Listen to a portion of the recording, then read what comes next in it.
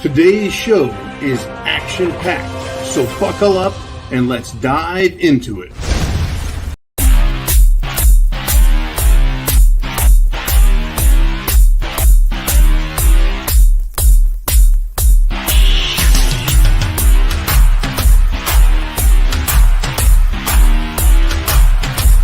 Screw your freedom. You want answers? I think I'm entitled. You want answers? I want the truth! You can't handle the truth! Well, I'll tell you what, folks. Looks like things are heating up and becoming much more uncomfortable. Welcome back to the Prepared Mind channel. This is your one-stop shop to understand what is happening in the world. We've got spot-on analysis. Our predictions are extremely accurate. Our latest prediction was grab your ankles because they're coming for more. Get ready, bite on a wooden spoon. This is going to hurt. And yes, it's happening. Now, over in Europe, we keep saying, what is Germany thinking? They're talking a bunch of trash, and then they're begging Russia, please don't stop. And then they're like talking more trash. And then like, Russia, please sell us more natural gas. And then they're like, we're going to send some old, ancient, decrepit tanks into Ukraine because we want the West and the rest of Europe and the United States to think that we're really cool. And then they're begging begging Russia again. Now, Germany says this. They're crying like a bunch of little bitches. They're saying Russia is weaponizing energy. They're weaponizing oil and gas and coal. Well, I don't think Germany uses a lot of coal, but I think they're still getting some.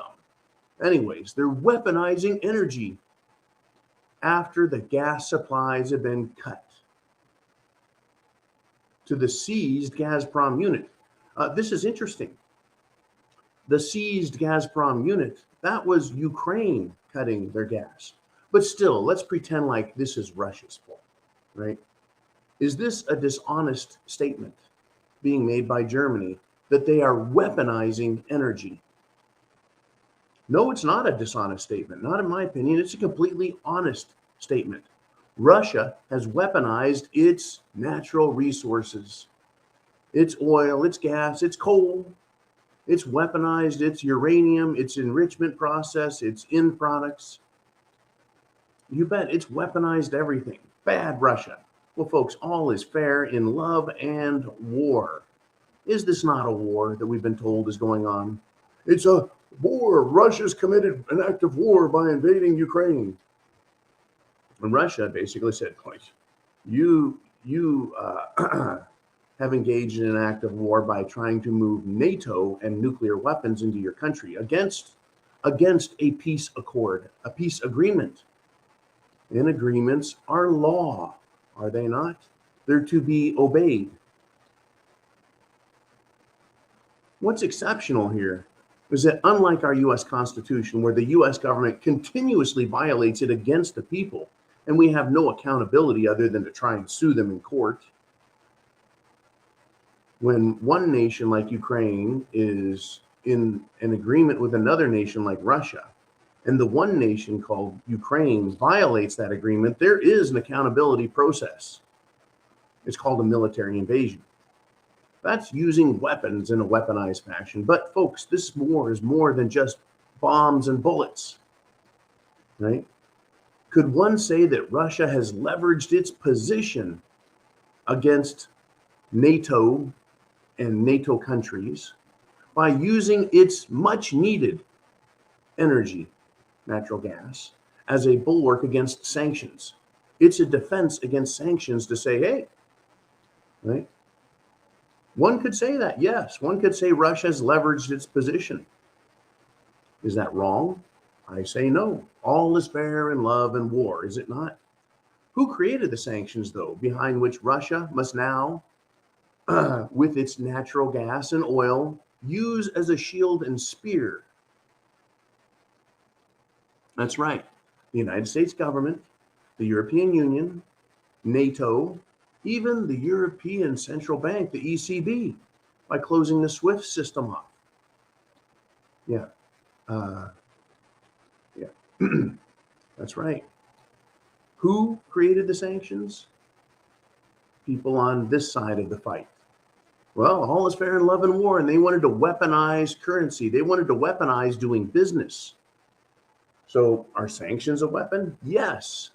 And when it's a currency the world is forced to use, the Federal Reserve note, the US dollar, when it's a currency the world is forced to use and it affects a superpower like Russia, a nuclear superpower like Russia, a resource and energy rich superpower like Russia, the sanctions, that sanction using the money system, folks, the currency, is pernicious to say the least, considering the hypocrisy of its users to weaponize something other than a weapon and then complain when someone else weaponizes what power they have on their side. But, is the US dollar a weapon?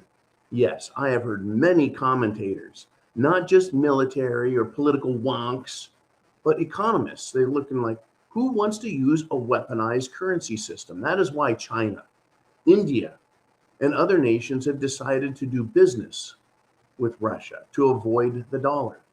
Nations like, the United Arab Emirates, Saudi Arabia, OPEC countries, who are OPEC plus allies with Russia. That's right, folks. There's an alliance between the Middle East, OPEC, because they, like Russia, have oil, and that's all they have. They're trying to develop other things down there, but that's another SHTF story. So the US dollar is a weapon? Yes. Just ask George Soros. How effective of a political weapon is the US dollar?